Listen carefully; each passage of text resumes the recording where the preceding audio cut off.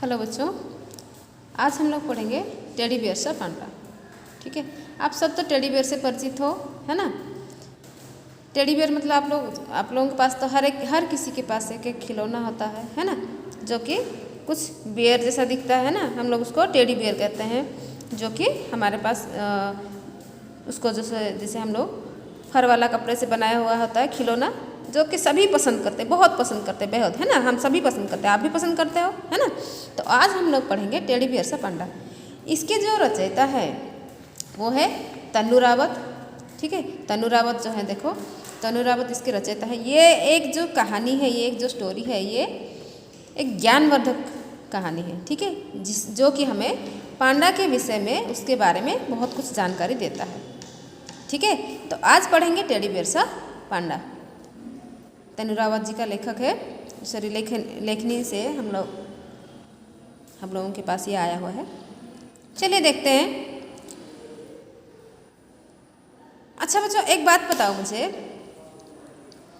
Teddy bear से खेलना सभी को पसंद होता है कि नहीं? आप सबको भी पसंद है। और टेडी बियर जैसे दिखने वाला ये जो जीव है पांडा, ये पृथ्वी पर मौजूद सबसे खूबसूरत प्राणियों में से एक होता है ना। तो आइए अब हम लोग पांडा के विषय में, पांडा के बारे में कुछ रोचक बातें जानते हैं। वो क्या खाता है, कैसे रहता है, कहाँ से है, उसके बारे में हम अपने जानकारी को और बढ़ाएंगे। ठीक है, देखिए आज हम आपके प्रिय टेडी बियर से बिल्कुल मिलते जुलते प्राणी पांडा के बारे में बातचीत करेंगे। प्राणी मतलब क्या है? जीव जंतु होते हैं ना, जो उनको प्राणी कहा जाता है। ठीक है ना, सभी जीव जंतु बोल के नहीं, हम इंसान भी एक प्राणी ही है। ठीक है, प्राणी जगत जिसको कहा जाता है, सभी आते हैं उसमें। तो आज हम लोग टेडी बियर से कुछ मिलता जुलता, बिल्कुल ही मिलता जुलता एक पांडा जिसका नाम एक प्राणी जिसका नाम पांडा है, उसके बारे में हम लोग बातचीत करेंगे, डिस्कशन करेंगे। ठीक है, पांडा अपने शरीर पर विशिष्ट काले और सफ़ेद फर मतलब क्या होता है? फर मतलब आप लोग जानते हैं ना, रुएदार जो होता है ना, जिसको हम लोग लोम कहते हैं, जिसका रुआ निकला रहता है ना। विशिष्ट मतलब स्पेशल, है ना। और एकांत प्रिय एवं शांत स्वभाव के कारण अलग ही पहचान रखता है। ठीक है, जैसे कि ये जो पांडा है वो क्या है, इसके शरीर पर देखो, यहाँ पर दिखाया गया है सफ़ेद और काला। सफ़ेद मतलब रंग है वाइट, और काला मतलब ब्लैक। इस सफ़ेद और काले रंग के जो स्पेशलिटी है उसमें, जो कि रंग का उसको ये जो खासियत है ना। और ये क्या है? एकांत प्रिय मतलब हमेशा मतलब अकेले रहना, अपने आप में रहने के लिए पसंद करता है, एकांत प्रिय होता है, भीड़ भाड़ वो सब पसंद नहीं करता है। ठीक है ना, तो शांत स्वभाव का होने के कारण इसका पहचान अलग है। तो अंग्रेजी में जायंट पांडा, ठीक है, अंग्रेजी में जायंट पांडा कहा जाने वाला यह सुस्त सा पांडा बेर हमारी पृथ्वी से विलुप्त होने के कागार पर है। विलुप्त मतलब क्या है? समाप्त होने के, नष्ट होने के कागार पर है। ठीक है, तो ये जो सुस्त सा पांडा, सुस्त मतलब थोड़ा सा, जैसे हम लोग इसको, जैसे कि बंदर को ले लो, मैं आपको एग्जाम्पल दे रही हूँ। बंदर मतलब जो मंकी होता है, वो क्या होता है? बहुत उछल कूद मचाता है ना। लेकिन ये जो पांडा है, ये क्या करता है? उतना उछल कूद नहीं करता है। सुस्त मतलब धीरे से रहता है, मतलब हम उसको क्या बोल सकते हैं? चंचल स्वभाव का नहीं होता है ना। तो ये हमारी पृथ्वी पर विलुप्त मतलब उसका जो प्रजाति है वो समाप्त होने के कागार पर है। भालू परिवार से संबंध रखने के बावजूद पांडा भालुओं की अन्य प्रजातियों से बहुत भिन्न है। ये जो पांडा है, पांडा बियर हम लोग बोल रहे हैं ना, तो ये भालू परिवार से ही संबंध है, लेकिन उनकी प्रजातियों से बहुत अलग है, भिन्न है। वैज्ञानिकों के बीच लंबे समय तक यह बहस का मुद्दा रहा कि यह दरअसल भालू ही तो नहीं। तो वैज्ञानिक मतलब जानते हो ना, साइंटिस्ट लोगों के बीच में ये एक बहुत लंबा जो कि है बहस का मुद्दा बना रहा। बहस का मतलब क्या है? आर्गूमेंट करते रहे कि ये कहीं भालू ही तो नहीं है बोल के। ठीक है, लेकिन हालांकि हम लोगों को पता नहीं है कि ये भालू प्रजाति से है कि नहीं है, तो इसीलिए हम लोग जानने की कोशिश करते हैं। तो वैज्ञानिकों में ये तय हुआ कि हाल के प्रयोगों से सिद्ध हुआ है कि पांडा वास्तव में भालू ही है। पांडा एक तरह से भालू ही है, मतलब हमारे जो प्रयोग है, मतलब जो कि इन्वेस्टिगेशन किए, जो खोजबीन किए, उससे हमें पता चला कि ये जो पांडा है असलियत में भालू ही है। हालांकि पांडा व अन्य प्रकार के भालुओं के बीच काफ़ी अंतर है। भालू और पांडा में बहुत अंतर है, फिर भी ये उन्हीं की प्रजाति की है। ठीक है, जैसे कि पांडा अन्य भालुओं की भांति चिंघाड़ नहीं सकता। भालू क्या करते हैं? चिंघाड़ते हैं, है ना, चिंघाड़ते हैं। इसके स्थान पर वह तो या तो गुर्राता है या भौंकता है। ठीक है, चिंघाड़ना मतलब क्या है? चिंघाड़ना मतलब क्या है?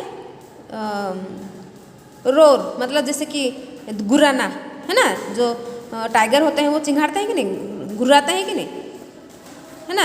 मतलब जोर जोर से दहाड़ते हैं, सॉरी दहाड़ना मतलब आवाज़ करते हैं ना वो। तो ये भालू भी वैसे ही चिंघाड़ते हैं, लेकिन ये इनके स्थान पर ये जो पांडा बेयर है वो क्या करता है? चिंघाड़ता नहीं है, मतलब वो जोर से वो दहाड़ता नहीं है, वो क्या करता है? गुर्राता और भौंकता है। ठीक है ना, गुर्राता और भौंकता है। ठीक है, पांडा मूल रूप से दक्षिण पश्चिम चीन के पर्वतों का निवासी है। ये कहाँ का रहने वाला है? देखो ये इम्पोर्टेंट है आपको, इसका मूल निवास कहाँ, मूल निवासी है कहाँ? निवासी मतलब घर, उसका स्थान, रहने की जो जगह होता है वो कहाँ से है? दक्षिण पश्चिम चीन के पर्वतों का निवासी है। कहाँ रहता है? दक्षिण पश्चिम चीन में पर्वतों के ऊपर रहता है। ठीक है, जहाँ वो बांस के जंगलों में पाया जाता है। कहाँ पर? बांस का जो जंगल है उसमें वो रहता है और वहीं पर वो पाया जाता है। क्यों? क्योंकि देखो बांस पांडा का प्रमुख भोजन है। भोजन मतलब खाना, तो बांस ही है जो कि पांडा का प्रमुख भोजन है। वही उसको मतलब बांस को ही वो खाकर वो जीवित ये रहता है। ठीक है, देखो उसका 95 से 99% भोजन बांस ही है। देखो 95 मतलब क्या है? 95 से 99। ठीक है, 95 से 99% मतलब परसेंटेज। ठीक है, उसका जो भोजन होता है वो बांस ही है। ठीक है, देखो पांडा किस परिवार से संबंध रखता है? तो पांडा किस परिवार से संबंध रखता है? भालुओं के परिवार से ही संबंध रखता है। ठीक है ना, तो हाँ, उसे मीठा भी खाना पसंद होता है। वो खाली बांस ही नहीं खाता, मीठा भी खाता है। जैसे कि देखो उसको चिड़ियाघरों में रखा जाता है, तो क्या करते हैं चिड़ियाघरों में? तो हर समय तो बांस नहीं दिया जा सकता ना, कहाँ से ला के देंगे, है ना। तो चिड़ियाघरों में उसे गन्ना, गाजर, सेब आदि इसीलिए परोसे जाते हैं मतलब क्या है? खाने में दिए जाते हैं। ठीक है, परंतु बांस में पोषक मतलब जानते हो न्यूट्रिशन जो होता है बहुत कम मात्रा में होता है ना। बांस में बहुत कम मात्रा में न्यूट्रिशन मिलता है। तो पांडा की पाचन शक्ति बहुत अच्छी नहीं होती है। उसका जो पाचन शक्ति मतलब डाइजेस्ट करने का जो शक्ति होता है, जो क्षमता होता है वो बहुत कम होता है। अतः उसे लगभग पूरे दिन खाते ही रहना पड़ता है। ठीक है, उसे पूरा दिन भर वो खाता ही रहता है कम से कम 12 घंटे, और इस दौरान वह लगभग 18 से 20 किलोग्राम भोजन खाता है। देखो कितना समय खाता है? कम से कम वो 12 घंटे। एक दिन में कितना घंटा होता है? 24 घंटे होते हैं, मतलब 24 आवर्स होता है। तो उसमें से 12 घंटे वो खाना खाता है, और कितना किलो खाता है वो? 18 से 20 किलोग्राम का भोजन खा लेता है। ठीक है, खाते समय टहनी आदि पकड़ने के लिए पांडा अपनी कलाई में उभरी एक विशेष हड्डियों का प्रयोग करता है। कलाई मतलब ये होता है, ये देखो कलाई है, ये हिस्सा जो होता है। ठीक है ना, ये जो देखो ये मेरा चूड़ी है ना, ये हिस्सा कलाई है। तो इसके ऊपर वो एक उभरा हुआ एक हिस्सा रहता है उसका। देखो यहाँ पर मैं दिखा देती हूँ आप लोगों को। ये देखो इसका उंगलियाँ दिख रहा है। ये टहनी को कैसे पकड़ा है? मोड़ के कलाई में। अगर उंगली में हम लोग पकड़ते हैं तो ऐसे पकड़ते हैं कि नहीं? तो उंगली में नहीं, तो उसका उंगली नहीं है, अंगूठा नहीं है, तो उसको कलाई में मोड़ के वो पकड़ा हुआ है। समझ में आया? देखो तो पांडा का, क्योंकि वो अंगूठा जो है, अंगूठे का जो हड्डी होता है, अंगूठा नहीं होता है ना उन लोगों का, है ना। मतलब जो भी उसका एक पंजा रहता है पूरा, है ना। अलग से हमारा अंगूठा ऐसे निकला हुआ होता है, लेकिन उनका नहीं होता है ना। इसी कारण वो क्या करते हैं, अंगूठे के काम पर वो एक अपने विशेष जो हड्डियाँ होता है, उसकी कलाई में जो विशेष हड्डियाँ होती हैं उसको प्रयोग करता है। ठीक है, देखो जो कि उसके लिए अंगूठे का काम करती है। इनके बारे में एक और मज़ेदार बात यह है कि शाकाहारी होने के बावजूद भी कभी कभी अंडे, कीट पतंगे और यहाँ तक कि चूहे, खरगोश आदि भी खा लेते हैं। ये क्या करते हैं? ये शाकाहारी है। शाकाहारी मतलब समझते हो, जो कि ग्रीन वेज जो वेजिटेरियन हम लोग बोलते हैं, जो कि मांस मच्छी जो नहीं खाते हैं, दे आर उनको क्या बोलेंगे? शाकाहारी बोलेंगे।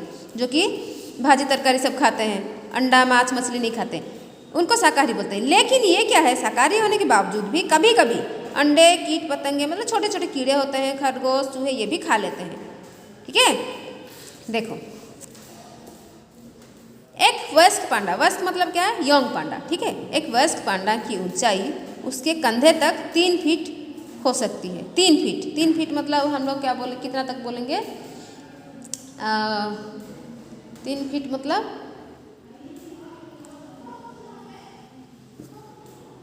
अच्छा, 1 फीट मतलब कितना होता है? हमारे जो 2 स्केल होता है ना 15 इंच का, वो 2 स्केल के बराबर होता है।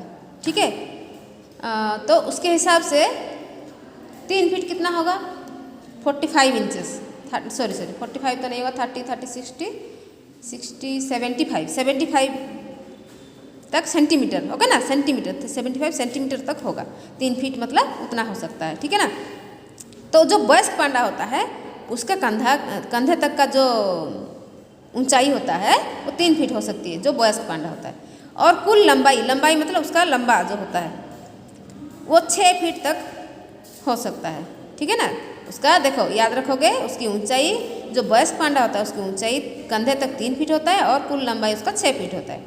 लेकिन नर पांडा का वजन कितना होता है? और नर पांडा का वजन 114 किलोग्राम मतलब 114 किलोग्राम हो सकता है। जबकि मादा मतलब क्या है? नर मतलब क्या है? नर मतलब मेल वाला। ठीक है, जो जेंडर हम लोग लिंग पढ़ते हैं ना, पुरुष जाति का। नर मतलब पुरुष पांडा, मादा मतलब स्त्री पांडा। ठीक है ना, मादा मतलब स्त्रीलिंग। तो जबकि मादा कुछ छोटी और कम वजन की होती है, नर से कुछ छोटी और उसका वजन भी कम होता है। ठीक है, पांडा के बच्चे अपने जन्म के समय बहुत छोटे होते हैं। ठीक है ना, ये जो बच्चे होते हैं, जो पांडा के बच्चे होते हैं, जन्म के समय मतलब पैदा होते समय बहुत ही छोटे होते हैं। उनका वजन मात्र 100 किलोग्राम, 100 किलोग्राम मतलब बहुत छोटे चूहे जैसे, है ना, 100 किलोग्राम होता है। और लंबाई मात्र 7 इंच, 7 इंच मतलब इतना सा हमारा जो उंगली होता है ना, ये उंगली एक 3 इंच का होता है, मतलब 3 3 6 1 7, ये पेन के बराबर से भी इतना होता है। हुआ मतलब नवजात जो पांडा का बच्चा होता है उसका लंबाई इतना सा होता है।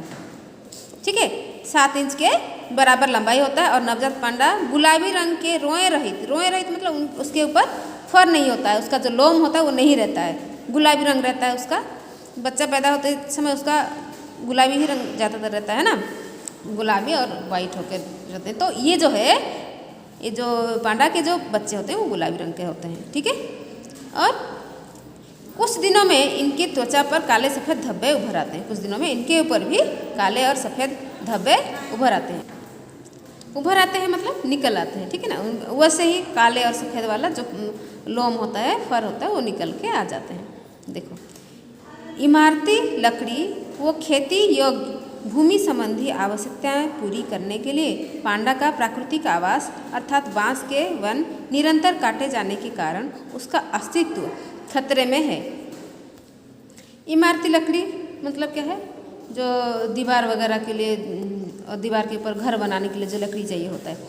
और वो खेती योग्य भूमि, खेती मतलब जैसे कि हम लोग जिसको कल्टीवेशन करते हैं ना, खेत जो क्या हम लोग खेती करते हैं, जो खेती तो समझते हो ना, जो किसान खेती करते हैं ना, वो खेत बनाने के लिए जो भूमि ज़रूरत पड़ता है, उसी के लिए उसकी आवश्यकता को पूरा करने के लिए पांडा का जो प्राकृतिक निवास, प्राकृतिक मतलब भगवान के द्वारा प्रकृति से बनाया गया जो आवास है, आवास मतलब घर है ना, जंगल वन जंगल जो होता है अर्थात बांस के जो वन है, निरंतर मतलब लगातार, ठीक है ना, लगातार काटे जाने के कारण उसका अस्तित्व खतरे में है, उसका जीवन खतरे में है। ठीक है, वास्तव में पर्वत वन स्थल के अभाव में पांडा का जीवन यापन असंभव है।